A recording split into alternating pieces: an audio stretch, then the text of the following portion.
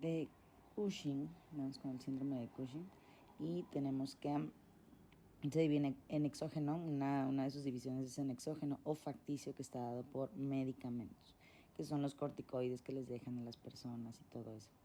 Bueno, de ahí vamos con la enfermedad de Cushing como tal. El número 1 es síndrome de Cushing exógeno. El número 2 es el Cushing hipofisiario, o sea, el problema está en la hipófisis. Esto es una hipófisis, ¿ok? Entonces, si el problema está aquí, tiene que ver con ACTH, ¿ok? En la hipófisis. En el hipotálamo está CRH y en hipófisis está ACTH. Generalmente se da por lo que son microadenomas. Se da lo que son microadenomas. Entonces, bueno, hasta ahí es lo de la enfermedad de Cushing. Cuando vean enfermedad de Cushing, inmediatamente el problema está en lo que es la hipófisis, ¿ok? Aquí, una vez que haya enfermedad de Cushing, es la hipófisis. Y se divide en independiente y dependiente de ACTH. Cuando decimos que es independiente de ACTH, decimos que es independiente de ACTH cuando encontramos una ACTH a menos de 5, ¿ok? Y si es dependiente es más de 20, ¿ok? Entonces, si encontramos niveles de ACTH más de 20, decimos que es una enfermedad de Cushing ACTH dependiente. Si encontramos menos de 5, decimos que es una enfermedad de Cushing ACTH independiente. Y bueno, en la otra que tenemos es el endógeno. Bueno, el endógeno se divide en lo que es ¿cómo se llama? Enfermedad de Cushing, la suprarrenal y ectópico. En la enfermedad de Cushing ya vimos que es por la hipófisis y la suprarrenal quiere decir, bueno, yo lo tomaría como un primario, como cuando vimos en tiroides, porque aquí el problema está en la corteza suprarrenal, ¿ok? Aquí está la corteza suprarrenal y aquí sería como un primario, se llama síndrome de Cushing endógeno. Y aquí, ¿cómo vamos a encontrar la CTH? Obviamente, si en la enfermedad de Cushing estamos diciendo que hay mucho cortisol y la hipófisis y la ACTH está funcionando correctamente, ¿qué es lo normal? Que si hay mucho cortisol y la ACTH funciona bien, quiere decir que es lo contrario, entonces vamos a tener ACTH bajo, ¿ok? Porque cuando estamos viendo mucho cortisol y aparte ACTH alto, quiere decir que el problema está en la hipófisis, porque no está haciendo su correcto, ¿cómo se llama? Su contraposición para que se haga un equilibrio. Entonces, bueno, tenemos que cuando el problema está en las suprarrenales, que es el Cushing endógeno suprarrenal, que es un primario, tenemos que la ACTH está baja, porque es la acción correcta que va a surgir cuando haya mucho cortisol. Siempre va a ser lo contrario, como el yin y el yang, para hacer un contrapeso. Y por último, de los endógenos tenemos el ectópico. El ectópico, como su nombre lo dice, es como fuera de, puede ser por algún tipo de, bueno, generalmente mencionan pulmón, carcinoma microcítico de pulmón.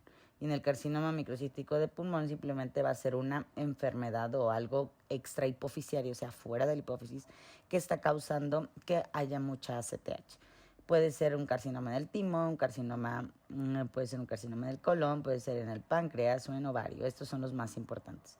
También mencionan que cuando sea un problema de corteza suprarrenal vamos a tener problema con los andrógenos, porque si se dan cuenta los andrógenos están en la corteza suprarrenal.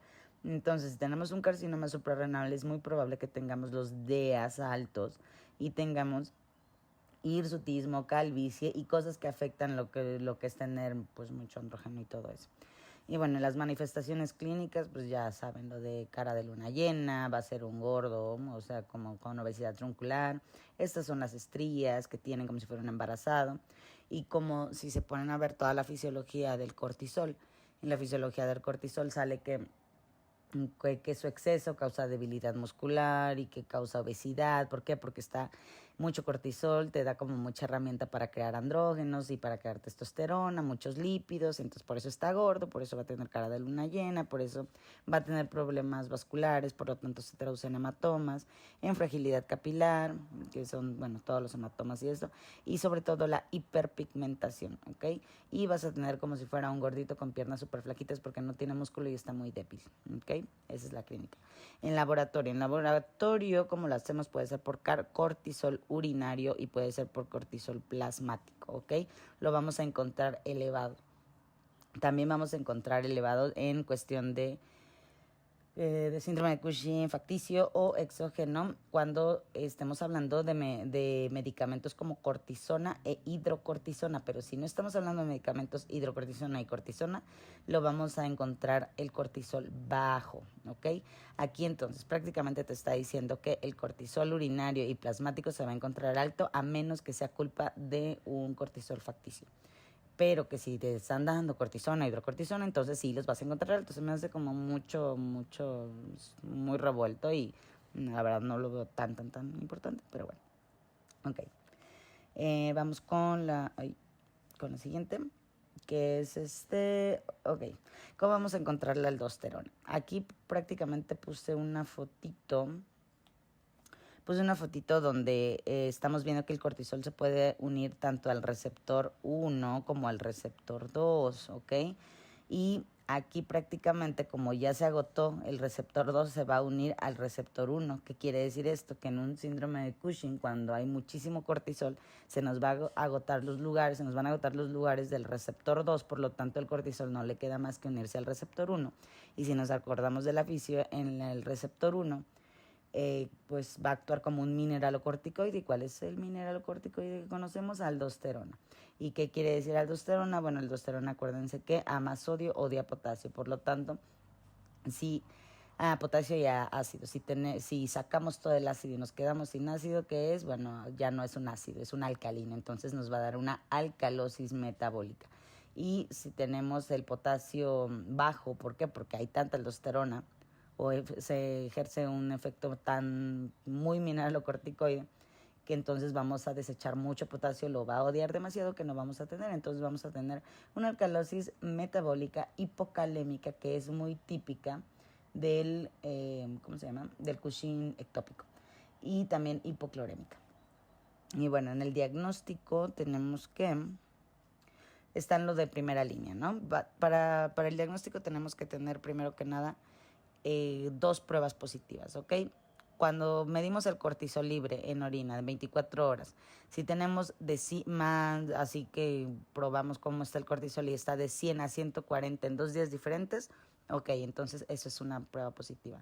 Si tenemos que una prueba de cortisol en saliva prácticamente de positiva, eso cuenta como una prueba de primera línea, ¿ok? También se hace con prueba de supresión. Puede hacerse con cualquiera y debe de haber 2 positivos en 2 días diferentes. Entonces puedes hacer tanto por saliva, puedes hacer con urinario, puedes hacer por supresión. No en todos los pacientes se puede hacer por supresión. Pero bueno, aquí tenemos que, si que quieres medir el cortisol en saliva, pues tienes que hacer con 1 a 2 días de diferencia entre las 11 y 12 de la mañana. Y esto generalmente se hace en pacientes que tienen problemas con globulinas, con todo eso de la globulina transportadora de cortisol. También puedes usar el cortisol urinario libre en 24 horas, es de 2 días diferentes. Se tiene que dar 2 pruebas positivas para irte al siguiente paso. Y es positivo si está entre 100 a 140 al día. Y cuando diagnosticas un pseudo Cushing vas a diagnosticarlo cuando tienes en una supresión. Bueno, por ejemplo, no normal, hay 2 pruebas, hay Nugent y Lidl. El Nugent se hace con 1 miligramo de dexametasona, y la prueba de Lidl se hace con 2 miligramos, pero le puse una tacha porque pues prácticamente esto ya está obsoleto, y generalmente ahí dicen, no obsoleto, pero pues dicen que es mejor usar el Nugent. Ok. Y que bueno, pero por si preguntan, el Lidl es la parte pues larga, es la prueba larga, y tienes que dar 0.5 miligramos de dexametasona cada 6 horas por 2 días, y ya de esa es la medición. Y en el de Nugent o Nugent, no sé, ya me suena como un nugget, pero nada más das 1 miligramo de dexametasona y posteriormente vas a medir. ¿Cómo va a ser esto? Si por ejemplo el lunes diste entre 11 y 12 pm corticoide, o sea dexametasona, entonces vas a medir el cortisol plasmático en la mañana entre 8 y 9 de la mañana. ¿Ok? Así se mide. ¿Por qué? Porque se supone que si a tu cuerpo le estás dando cortisol, no tiene por qué haber más cortisol. Porque por eso se llama supresión de cortisol, porque estás dando un corticoide para que tu cuerpo no secrete más cortisol. Entonces, si sigues secretando cortisol, quiere decir que tu mecanismo de compensatorio o para equilibrio no sirve. Entonces, por eso se diagnostica Cushing. Y bueno, cuando diagnosticamos un un Cushing con la prueba de supresión, cuando te sale más de 1.8, ¿ok? Microgramos por decilitro, pero menos de 7.5, ¿ok? En un Cushing te va a dar más de 7.5. Pero ¿cómo se llama? Pero en un pseudo Cushing puede ser que te dé más de 1.8, pero menos de 7.5. Nunca te va a dar más de 7.5. Así se diagnostica un pseudo Cushing. Y bueno, prácticamente aquí ya tienes, no sé, las dos pruebas positivas de que, bueno, ya no, sí tienes Cushing, ¿ok? Bueno, síndrome de Cushing. ¿Cuál es tu siguiente paso? Ver si tu Cushing es ACTH dependiente o independiente. Y bueno, también mencionan algo de que también se puede medir la CRH, pero luego te dicen, pero en México no está disponible. Entonces yo creo que eso no debemos de aprenderlo. Digo, si lo quieren leer por muy aparte está padre, pero para fines de examen pues no creo que nos pregunten CRH porque en México no hay. Pero bueno, te vas a síndrome de Cushing, ya tienes que es un síndrome de Cushing, ahora vas a ver si es ACTH dependiente o ACTH independiente, ¿ok? Bueno, dependiente ya había dicho que es que tiene más de 20, ¿ok? ¿Por qué tendría que ser independiente? Porque se supone que si tiene más de 20, quiere decir que tienes mucho cortisol en el cuerpo y tu ACTH sigue trabajando. Quiere decir que no funciona tu ACTH, porque si tu ACTH funcionara, tu ACTH al ver que hay mucho cortisol en tu cuerpo, pues bajaría prácticamente. Entonces, como no baja, es ACTH dependiente, como si dijeras, es un síndrome de Cushing por culpa de la ACTH. ¿Ok? En este caso tenemos que es un problema a nivel central. ¿Por qué central? Porque la ACTH está en la hipófisis, ya habíamos dicho que todo es así. Y también puede ser un ectópico. ¿Por qué un ectópico? Porque ya vimos que prácticamente algún tipo de tumor o carcinoma microcítico de pulmón o algo así, va a ser un generador de ACTH, ¿ok? Entonces puede ser dependiente de ACTH, pero no por culpa de la ACTH orgánicamente, sino por culpa del tumor que tienes por ahí. Y bueno, en independiente pues ya sabemos que es menos de 5, quiere decir que la ACTH está haciendo su trabajo al no seguir o avisando que se tenga que producir cortisol porque en tu cuerpo ya hay mucho cortisol. Entonces, aquí sería más que nada una causa suprarrenal. ¿Por qué? Porque es independiente. Y que dice que cuando te sale entre 5 a 20, que no es ni uno ni otro, entonces que haces un test de CRH, pero pues como les dije, en el libro dice que pues no se hace, entonces, o sea que aquí en México no. Y bueno, consideraciones especiales que tenemos que ver, que hay, puede ser, si tienes un incidentaloma, puedes hacer una supresión y no se recomienda hacer tu diagnóstico con una orina de 24 horas. En el embarazo no se hace supresión, en el epiléptico no se hace supresión, en los pacientes con insuficiencia renal pues hay que, como quien dice, pues hacer como una relación entre pipí y renal, no se hace, ¿por qué? No, algo así, para no andar jodiendo el riñón. Entonces, en insuficiencia renal no haces lo de orina de 24 horas. En Cushing cíclico te recomiendan ya sea lo de la orina de 24 horas o el cortisol en saliva. Y bueno, en tratamiento tenemos que, tenemos aquí lo que es la neoplasia suprarrenal.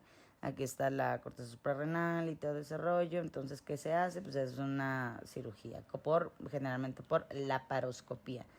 Y pues prácticamente en la neoplasia suprarrenal se dice que es muy común que haya metástasis a hígado y a pulmón. Ok, también mencionan un medicamento que se llama mitotano y OPDDDDD. ¿Para qué? Pues es para lo que es para bajar lo que es la parte de FAC. Si se acuerdan, había dicho que en la corteza, esta es la corteza, hay una, ¿cómo se llama? Hay pues la zona glomerular y la zona fasciculorreticular, ¿ok? Y en la fasciculorreticular se dan lo que son los andrógenos y el cortisol. ¿Qué es lo que hace el mitotano? Y esto de OPDDD o lo que sea, pero más que en el mitotano, sirve para bloquear lo que es esta parte, para que no se haga la síntesis de cortisol, ¿ok? Bueno, en la parte que dice ACTH dependiente, quiere decir que es dependiente de ACTH, sugieren una cirugía transfenoidal. Y esto se hace en hipófisis. Si no funciona tu cirugía transfenoidal, entonces así como cuando es en prolactinomas y todo eso, bueno, te vas directo a radioterapia. Y bueno, en los microadenomas, prácticamente, aquí simplemente si tienes que ver si hay microadenomas. Si ves que no hay que no hay microadenomas, tienes que ver si la paciente se quiere embarazar o no, ¿ok? Si la paciente pues no se quiere embarazar, pues sí puedes hacer una hipofisectomía subtotal, ¿ok? Porque no necesita embarazarse. Acuérdense que si cortas parte de la hipófisis, ahí está lo de la prolactina y cómo va a pasar la lactancia y todo ese rollo. Bueno, y bueno, también hay cosas que vienen con la ovulación y todo eso. Bueno, entonces si es antibebés, entonces puedes hacer hipofisectomía subtotal. Y en caso de que tengas un carcinoma oculto, que se recomienda hacer una suprarrenalectomía bilateral, o sea, como no lo encuentras, quitas todo, ¿no? Bueno, si todo esto falla, prácticamente te vas a lo médico. Lo médico es con el mitotano, que ya habíamos dicho, es con el ketoconazol. Bueno, hay ketoconazol, hay aminoglutamida, hay metopirona, y que hacen estos, van a inhibir la síntesis del cortisol. Y también está el etomidato, que se mete con la conversión del 11-desoxicortisol a cortisol. Entonces se mete aquí, por ejemplo, si el 11-desoxicortisol va a cambiar a cortisol, el etomidato se mete aquí para que no se haga esta conversión. ¿Y para qué sirve el etomidato? Porque es bueno el etomidato, porque aquí nos está diciendo que cuando esto sirve para cuando necesitamos un control rápido. Este es el control más rápido que vas a encontrar prácticamente. Y esto de aquí y es todo.